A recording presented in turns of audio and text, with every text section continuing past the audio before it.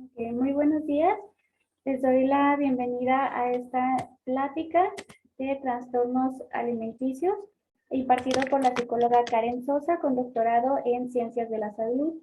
Agradezco también a la doctora Elizabeth Ramos Raudry por brindarnos este espacio y espero que esta plática sea totalmente de su interés y sobre todo de mucha ayuda. Los invito a suscribirse a nuestro canal de YouTube, Odri Neurogenética, donde esta grabación se subirá y podrán encontrar más contenido. Adelante, Karen. Muchas gracias, Sara.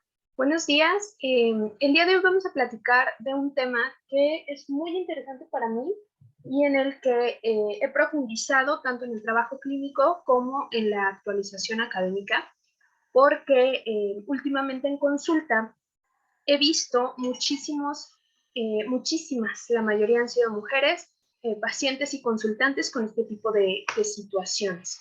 El día de hoy vamos a hablar de los trastornos de la conducta alimentaria y es un tema que se ve con cada vez más frecuencia en la consulta clínica y eso es algo muy importante mencionarlo porque anteriormente había muchísimo estigma y sigue habiendo muchísimo estigma con respecto a este tema, ¿sí? Y el hecho de que haya estos espacios de diálogo, justamente lo que buscan o lo que hacen es tratar de quitar el estigma y el miedo que hay sobre los temas de salud mental y sobre todo aquellos que conllevan cuestiones alimentarias, ¿sí? Entonces, algo importante de aclarar, se les ha llamado durante mucho tiempo trastornos alimenticios. El nombre en realidad es trastorno de la conducta alimentaria. ¿Por qué? Porque hace referencia a esta serie de signos conductuales.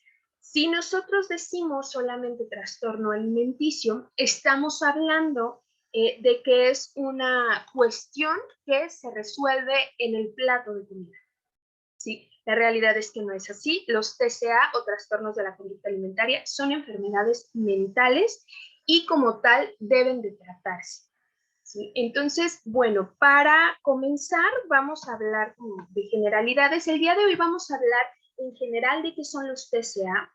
Cada uno de ellos los vamos a profundizar en alguna otra ocasión, ¿sí?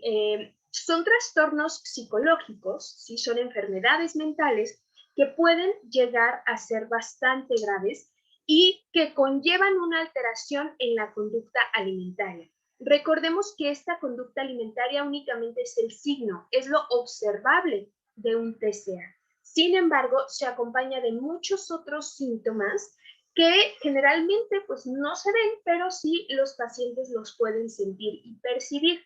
Y es ahí en donde se encuentra una de las cuestiones más graves que se asocian a los TCA.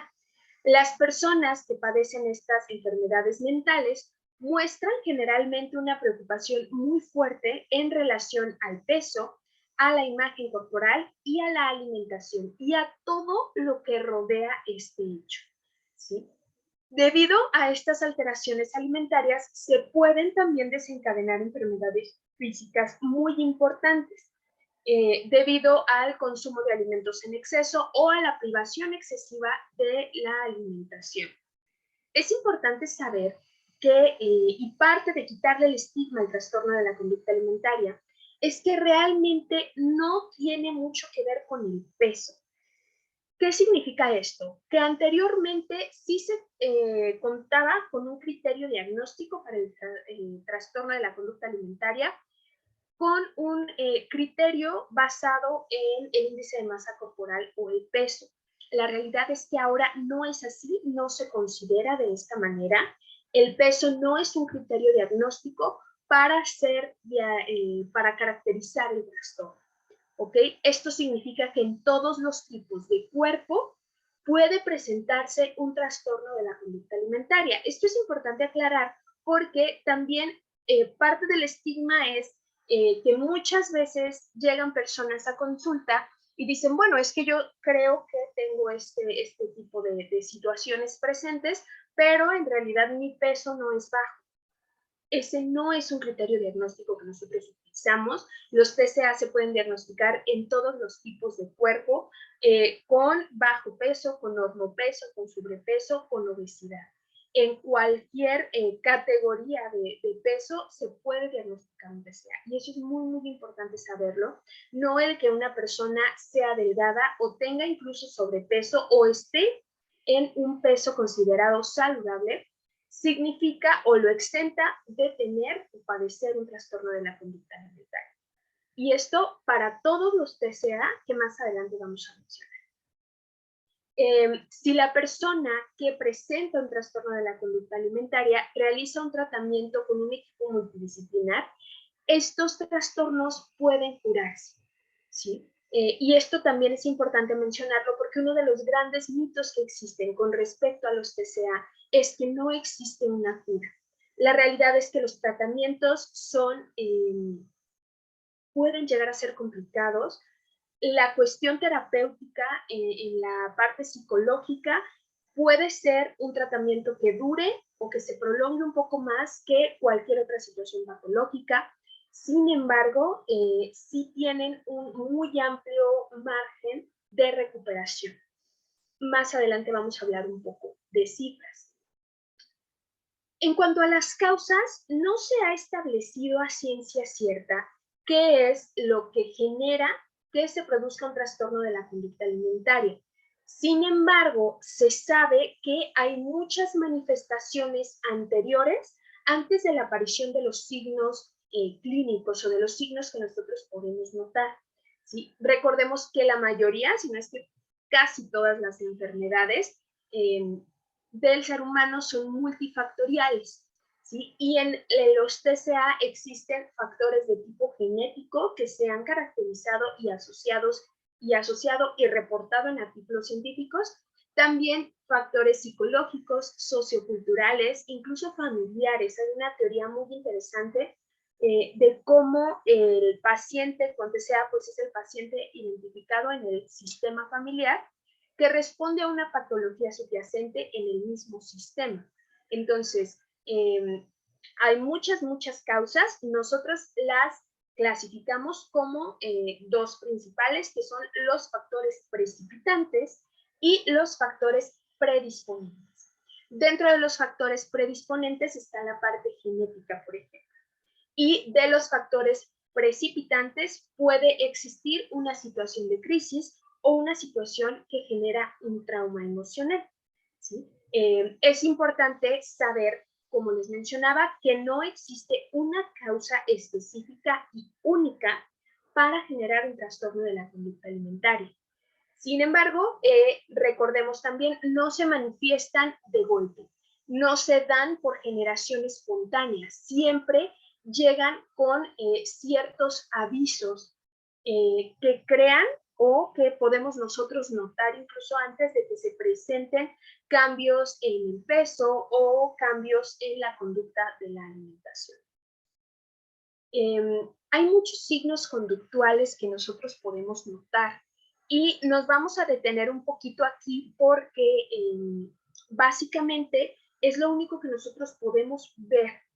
Todo lo demás, todos los síntomas son los que el mismo paciente refiere, ¿sí? Si en algún momento alguna de las personas que ve este video, ya sea en la grabación o en vivo, ubica estos signos conductuales en sí mismo o en sí misma o en alguna persona cercana, es importante que sepamos que es súper esencial pedir ayuda. No son trastornos, de nuevo, siempre les menciono, pero es que esta parte es muy importante. No son trastornos que se curen o se quiten echándole ganas. Es muy difícil para una persona que presenta un trastorno de la conducta alimentaria salir adelante sin el tratamiento adecuado. Y así como hay muchísimas causas, también el tratamiento debe ser multidisciplinario, acompañando la parte emocional desde nosotros los psicólogos y psicólogas, también la parte nutricional, muchas veces la parte médica y si esto también sugiere la presencia de una alteración genética, la parte genética. Y en algunas ocasiones incluso el tratamiento psiquiátrico es importante. ¿Sí? Entonces, entre muchos profesionales de la salud, somos los que atendemos este tipo de patologías por la complejidad que tiene. ¿Sí? Uno de los síntomas más presentes y más prevalentes es la ansiedad. ¿Sí? Recordemos, los síntomas es lo que el paciente nos refiere, los signos es lo que nosotros podemos ver, que generalmente son cuestiones conductuales que las personas realizan y es lo que es posiblemente observable. Los síntomas únicamente el paciente nos los puede referir como algo que siente, como algo que piensa, o la manera en la que percibe la realidad. Entonces, dentro de los signos conductuales, es decir, aquellas conductas observables, hay muchas actitudes y muchas conductas que indican que se busca una pérdida de peso o un control de la alimentación. Sin embargo, aquí, bueno, es importante mencionar, muchas personas pueden estar buscando cuidar su peso o tener una pérdida de peso o controlar un poco la alimentación. Dentro del desarrollo del trastorno de la conducta alimentaria, estas personas, las personas que lo padecen, presentan una preocupación excesiva por subir de peso o una necesidad excesiva por perder el peso que ya tienen. ¿Sí? Y este control de la alimentación también se presenta de una manera que genera ya incluso preocupación. ¿Ok? Hay muchos otros signos conductuales que nosotros podemos observar en personas con trastornos de la conducta alimentaria, pero todos se relacionan con este miedo o preocupación excesiva con aumentar de peso o esta necesidad de perder peso y de controlar la ingesta alimentaria, ¿sí? Que se presenta incluso de ciertos grupos de alimentos o, bueno, más adelantito vamos a seguir hablando sobre estos signos conductuales. Es frecuente, por ejemplo, que las personas con TCA, con alguno de los TCA que más adelante vamos a mencionar, suelen saltarse comida con todo tipo de pretextos, ¿sí? Ojo, hay últimamente como un movimiento no sé, muy fuerte con respecto a lo que ahora se le llama ayuno intermitente, ¿sí?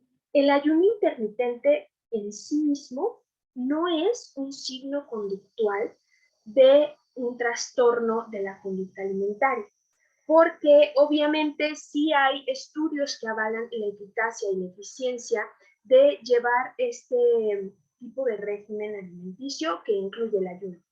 Sin embargo, cuando el ayuno se utiliza como una conducta compensatoria, buscando perder peso y controlar la alimentación, ahí sí es un signo conductual que nosotros tomamos como una alerta para ver que puede haber ahí algún problema relacionado con un trastorno de la conducta alimentaria. Habrá muchas personas para las cuales un régimen que incluye el ayuno intermitente sea muy eficaz y muy efectivo, ¿sí? Y es válido. Sin embargo, recordemos aquí que algo que acompaña un trastorno de la conducta alimentaria es la presencia de ansiedad.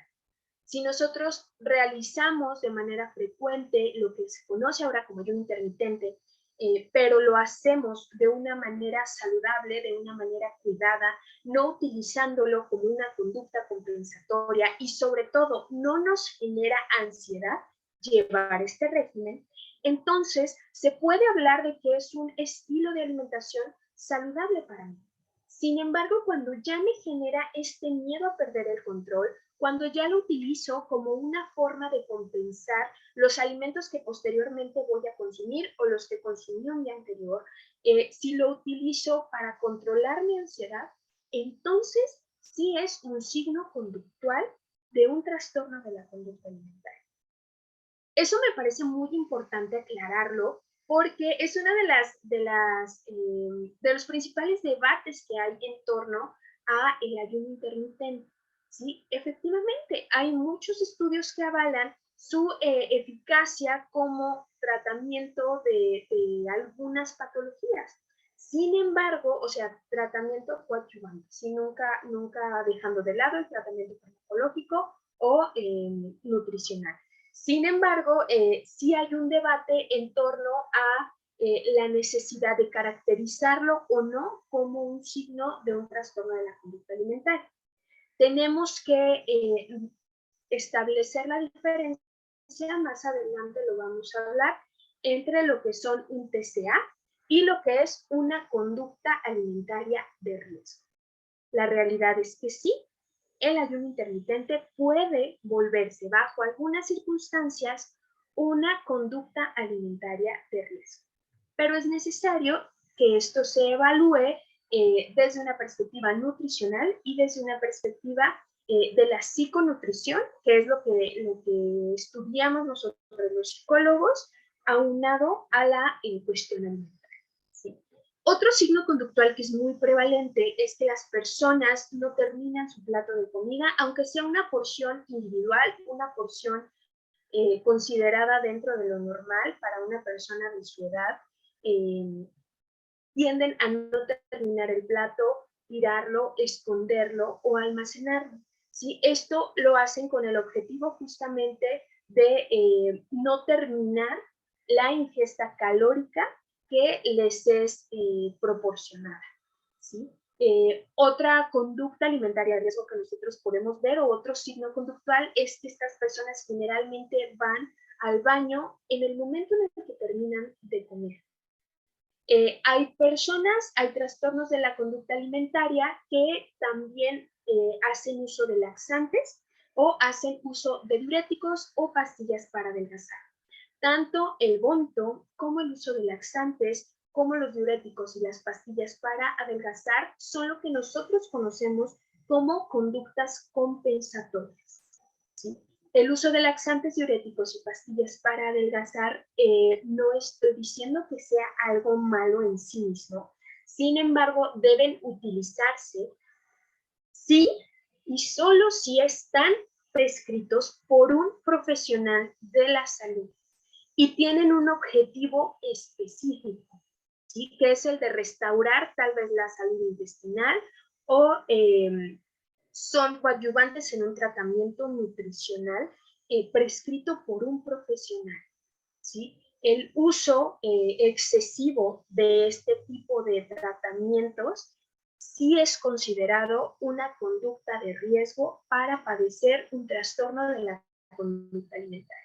Entonces, como ven, hay muchas complejidades y mucho debate con respecto a los signos conductuales que se pueden observar dentro del desarrollo de la historia natural de la enfermedad del TCA. Por eso es que es muy importante la evaluación de parte de un profesional de la salud mental. Recordemos que si bien es un trastorno que se refleja en la alimentación, es un trastorno mental y por lo tanto debe ser atendido siempre por un profesional de la salud mental. ¿Sí? Otro de los signos conductuales que se presentan, que es como muy curioso pero teóricamente es muy prevalente, es mostrar un interés como repentino por cocinar, por hacer recetas, ¿sí? Por preparar como platos muy elaborados. Sin embargo, las personas que presentan conductas alimentarias de riesgo o TCA no las comen. ¿Sí? Tengo particularmente una paciente a la que le gusta mucho hacer postres y ella siempre me habla de los brownies que hace. ¿Sí? Y hace brownies y de chocolate y con chocolate blanco y con muchísimas variaciones, pero ella nunca ha comido uno de los postres que prepara. ¿Sí? Esta es un signo conductual que es algo que podemos observar y que puede ser muy prevalente en pacientes con TCA. ¿Sí? Muestran este interés por la comida les interesa, sin embargo, no la consumen. Otra es siempre estar informados sobre la composición de los alimentos y su valor energético. Es muy común y muy frecuente que los pacientes con trastornos de la conducta alimentaria frecuentemente estén contando las calorías que consumen en un día. Esta es una conducta que se ha vuelto muchísimo más prevalente porque ahora Híjole, desafortunadamente hay incluso aplicaciones que nos miden la cantidad de calorías que tiene el alimento. Estas pueden ser herramientas útiles, sí, pero también pueden ser factores de riesgo para el desarrollo de trastornos de la conducta alimentaria.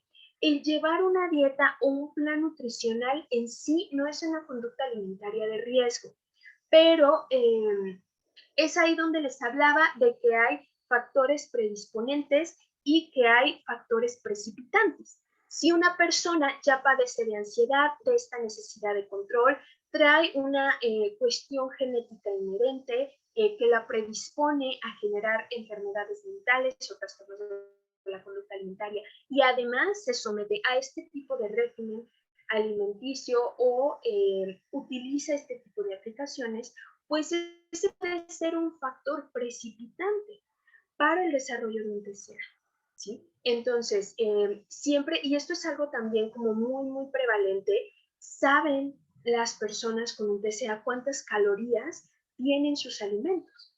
Tengo una paciente y es una paciente joven y algo que también generan en relación con este conteo de calorías es lo que nosotros llamamos fear foods o alimentos que les generan miedo. ¿Sí? Esta paciente, por ejemplo, su fear food era el plátano, porque ella decía que el plátano tenía una cantidad excesiva de calorías para la porción que es, y además tenía una cantidad excesiva de azúcares. Esto puede ser real bajo cierto contexto. Sin embargo, también algo importante es saber que estos alimentos tienen muchísimos otros beneficios, ¿sí? Esto es algo que los profesionales de la salud lo saben, pero los pacientes que son propensos a tener un TCA o que tienen ya un diagnóstico de TCA se fijan únicamente en la cantidad de calorías, se fijan en la cantidad de azúcares, se fijan en la cantidad de carbohidratos o grasas que tiene un alimento y en eso basan sus cálculos para ver si lo consumen o no. Este es un signo conductual muy prevalente, ¿sí? Que nosotros podemos observar y en el cual podemos darnos cuenta de si esa preocupación es algo vaya considerado apto o saludable o si ya se vuelve una preocupación excesiva. Otra es alterar los hábitos alimenticios aumentando ingestas, por ejemplo, de verduras de manera excesiva y reduciendo o eliminando por completo ciertos grupos de alimentos como grasas, carbohidratos, azúcares. ¿Sí? Que bueno, las azúcares son carbohidratos, pero bueno, para que quede un poco más claro. Eliminan por completo en algunas ocasiones estos grupos de alimentos. ¿Sí? Una paciente decía, es que yo como muchas verduras, pero por ningún motivo ella comería ni siquiera un cuarto de papa cocida, por la cantidad de carbohidratos que tiene. Entonces, es ahí cuando vemos que ya esta cuestión se vuelve preocupante o alarmante. Los pacientes que presentan TCA tienen ciertas manías con la comida, como por ejemplo masticar muchísimo los alimentos, cortarlo en trozos muy pequeños, comer muy lento o muy rápido y remover ciertos alimentos del plato, es decir, en cuanto les sirven ellos retiran una parte. Esto es algo que también podemos observar y ahí nos podemos dar cuenta como de la preocupación que tiene el paciente por lo que está ingiriendo. Entonces, son muchos otros que utilizan, como son personas que utilizan el café, por ejemplo, lo toman negro, el té, toman muchas bebidas diuréticas, como el té ay, se me fue la palabra de Jamaica, que sabemos que es una infusión diurética, y suelen tomarla justo para eso. El masticar chicle, porque mencionan ellos en sus palabras, quita el hambre o engaña a la mente y le hace pensar que está comiendo. Todo esto lo hacen con el objetivo de disimular la sensación de hambre. No es que la persona con trastorno de la conducta alimentaria no le dé hambre, claro que les da hambre. El hambre es una cuestión fisiológica inherente a la supervivencia del humano.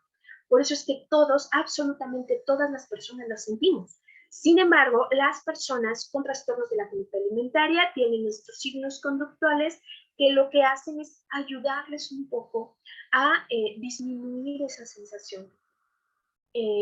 Generar lo que les digo, estos alimentos prohibidos o fear foods, por ser hipercalóricos, altos en grasas, altos en hidratos de carbono, y realmente lo que hacen es desaparecer ciertos grupos de alimentos. Es como si ellos no existieran, si estos grupos de alimentos no existieran, y por lo tanto no están dispuestos a consumir.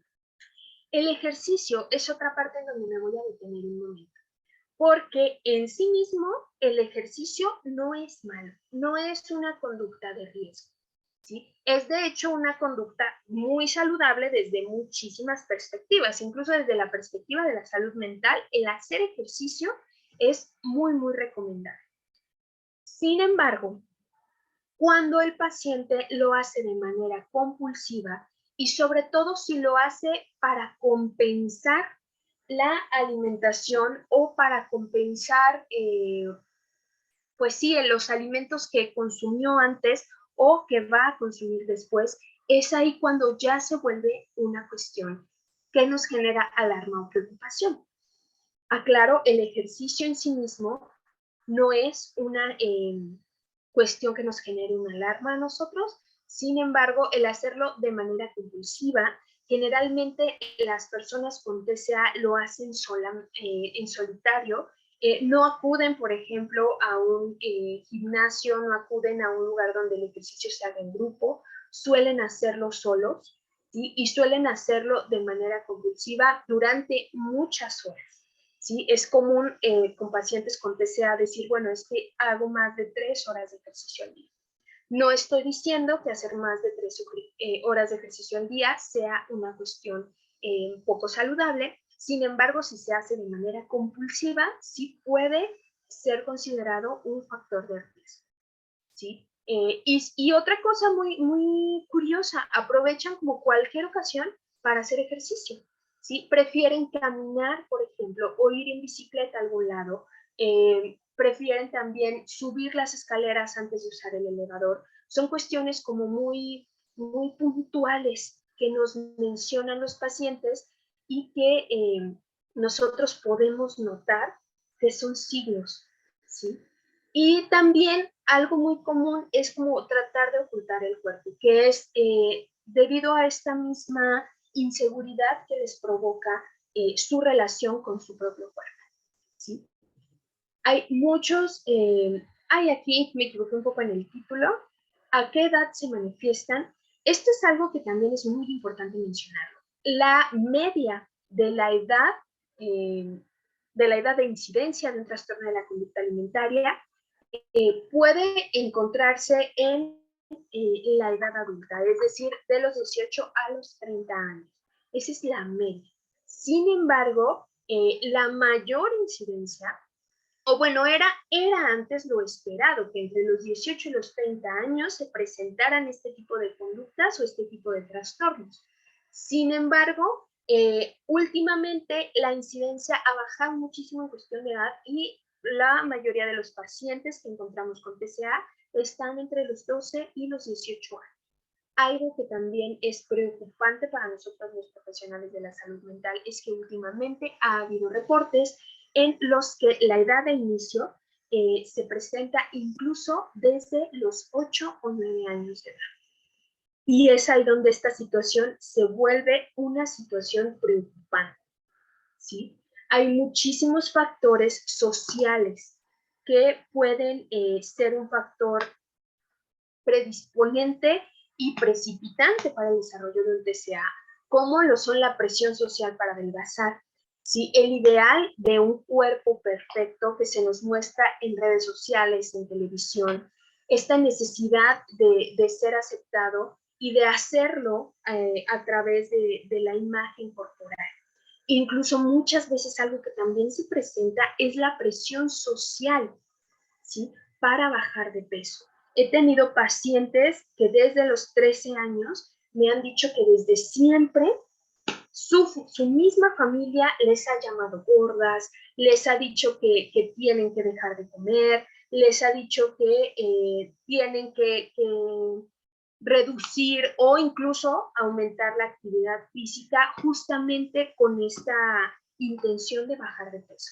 Y estamos hablando de niñas pequeñas, niñas que empezaron.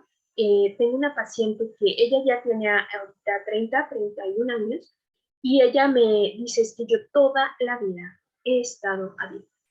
Desde que tenía 6 o 7 años en la primaria, mi mamá le tenía a dieta. Y esto es una cuestión preocupante porque se vuelve un factor predisponente. ¿Sí? Si bien obviamente tenemos que cuidar la calidad de la alimentación de nuestros niños y niñas, es importante saber que la manera en la que lo hacemos es lo que determina si esto se vuelve una situación de crecimiento o de trauma. ¿Sí? Entonces sí hay que ser muy, muy cuidadosos en cómo les hablamos a nuestros niños y niñas. ¿Sí? En la imagen que nosotros les presentamos de lo que representa la imagen corporal. Y esto, a final de cuentas, genera vulnerabilidad entre no solamente mujeres, sino también hombres jóvenes a presentar un trastorno de la conducta alimentaria. Ahora, también, como les mencionaba, hay que establecer la diferencia entre lo que es un trastorno de la conducta alimentaria como tal y lo que conocemos como una conducta alimentaria de riesgo. Los TCA cumplen criterios diagnósticos específicos que están plasmados en el Manual Diagnóstico y Estadístico de los Trastornos Mentales, que es el DSM-5, que ya les he hablado en otras ocasiones de esta herramienta. Las conductas alimentarias de riesgo son eso, son conductas que pueden presentarse y que nos pueden sugerir la presencia de un TCA. Estas conductas pueden presentarse incluso sin tener o sin cubrir los criterios diagnósticos de un TCA, ¿sí? Incluyen esta preocupación excesiva por engordar, los atracones con la sensación de falta de control, las conductas alimentarias restrictivas, como dietas excesivas, ayunos excesivos, las conductas compensatorias como el vómito, las pastillas para adelgazar o cuestiones purgativas como el uso de laxantes. ¿Sí? Y todos con la finalidad de reducir el peso corporal. Estas son conductas alimentarias de riesgo y es las que nosotros tomamos en cuenta o son las que nosotros tomamos en cuenta para hacer un diagnóstico de lo que es un trastorno de la conducta alimentaria. Ahora, ¿por qué es importante establecer esta diferencia? Aquí está el porqué. Porque la prevalencia de los TCA a nivel mundial se calcula de un 0.3 a un 2.2% para lo que es la anorexia nerviosa y hasta un 1.5% para la bulimia nerviosa.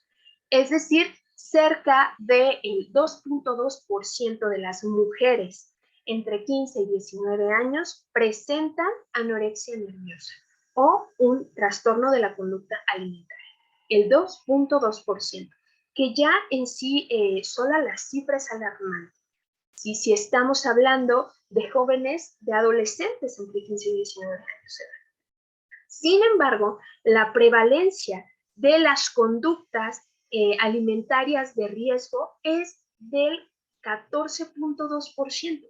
Es decir, el 14.2% de nuestras adolescentes presentan algún tipo de conducta alimentaria de riesgo, ya sea una preocupación excesiva por subir de peso o la necesidad de bajar de peso, alguna conducta purgativa, alguna conducta compensatoria. ¿Sí? Tal vez estas personas, estas chicas no tengan los criterios o no cubran los criterios para ser diagnosticadas con un TCA. Sin embargo, ya están presentando estas conductas alimentarias de riesgo y el 15% de las adolescentes, esa es una cifra preocupante. Sí, porque estamos hablando que, no sé, supongamos en una preparatoria, ¿sí? Si hay 100 niñas, 15 presentan conductas alimentarias de riesgo, que pueden, por supuesto, desencadenar un trastorno de la conducta alimentaria. Es ahí la importancia de conocer estas conductas de identificarlas de manera temprana y de darles un tratamiento adecuado. Hay varios tipos de trastorno de la conducta alimentaria. El DSM-5 los menciona a la anorexia nerviosa, la bulimia nerviosa, el trastorno por atracón, la pica o rumiación, el trastorno evitativo o restrictivo de la ingesta alimentaria. También lo que conocemos como el trastorno de la conducta alimentaria no especificado, en el que se presentan algunos criterios diagnósticos de anorexia, de bulimia o de trastorno por atracón. También están otros que se están evaluando para ver si son incluidos, como lo son el trastorno dismórfico corporal, la anorexia nerviosa atípica, el trastorno purgativo y el síndrome de ingesta nocturna.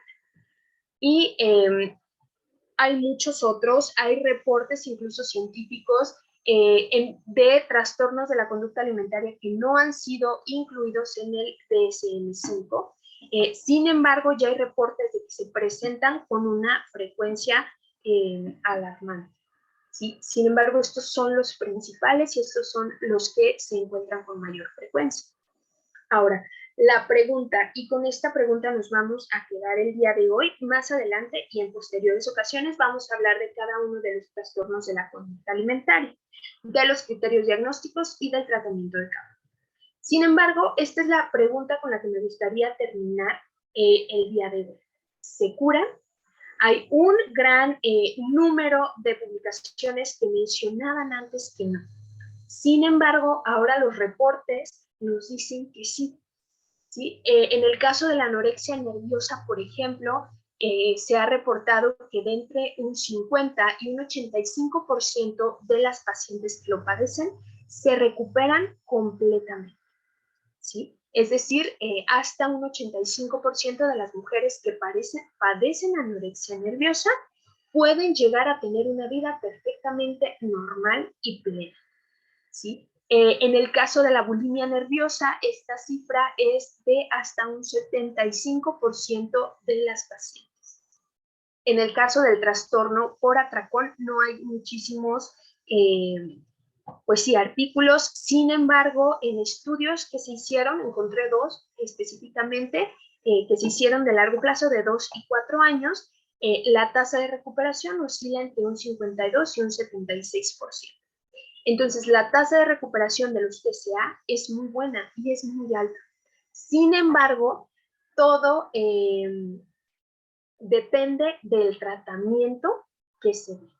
Si es un tratamiento intensivo, sin embargo, la respuesta es sí, sí se pueden curar, pero se requiere una intervención adecuada, se requiere una intervención dada por varios profesionales de la salud, la parte de la salud mental con la intervención psicológica y en algunas ocasiones psiquiátrica, la intervención nutricional, la intervención médica. ¿Sí? Entonces es muy importante saber que sí, sí se curan. Las personas que padecen un trastorno de la conducta alimentaria pueden con el tiempo y con el tratamiento adecuado tener una vida perfectamente normal. Sin embargo, el diagnóstico, la intervención son los únicos factores que están asociados a un mejor pronóstico. ¿Sí? Entonces, bueno, esto sería todo de mi parte. No sé si haya alguna duda. Es un tema muy interesante, es un tema que la verdad a mí me he adentrado mucho a esto por la cantidad de pacientes que han llegado a mi consulta. ¿Sí? Que cada vez son más frecuentes y, como les mencionaba, a edades más tempranas. ¿Sí? Recuerden que en ODRI Neurogenética y Genética Clínica estamos para apoyarlos en cualquier tema referente a la salud mental y al neurodesarrollo y la neuropsicología. Que ustedes tengan alguna duda, pueden contactarnos a través de las redes sociales o pueden contactarnos también a través de nuestros números de teléfono. Este es un tema muy, muy interesante. Cualquier duda que ustedes tengan, pueden mandarme un mensaje. Y no sé si hay alguna pregunta, Sara. Ok. No, Karen, hasta el momento no hay ninguna pregunta. Ahorita estoy checando el chat y no sé alguien de los aquí presentes si quiere hacer alguna pregunta. Okay. Muy bien, entonces daremos por terminada la plática. Yo nada más te quiero comentar, pues se me hizo muy interesante y como mencionas, yo creo que cada vez es más complicado precisamente porque vemos muchísimas cosas en redes sociales, nos empezamos a crear una imagen falsa, sobre todo de la mujer, que muchas veces pues queremos seguir esos pasos y la verdad es que ni siquiera es real, o sea, no es imposible llegar a ese tipo de estereotipo, yo creo que de una manera sana. Y también más que nada de que ahorita pues ya hay muchos alimentos que realmente ya ni sabemos lo que estamos comiendo. Entonces cada vez se vuelve un poquito más complicado esa parte. Entonces yo te lo agradezco mucho tu tiempo por la plática y agradezco a la doctora Elizabeth Ramos Gaudry por abrirnos este espacio y les recuerdo suscribirse a nuestro canal de YouTube donde podrán encontrar este video y mucho más contenido. Muy bien, muchas gracias, Sara, y un agradecimiento a todo el equipo de ODRI Neurogenética y Genética Clínica por brindar este espacio de diálogo para empezar a desmitificar todas estas cuestiones asociadas a la salud mental. Muchas gracias y un saludo. Gracias, hasta luego. Hasta luego.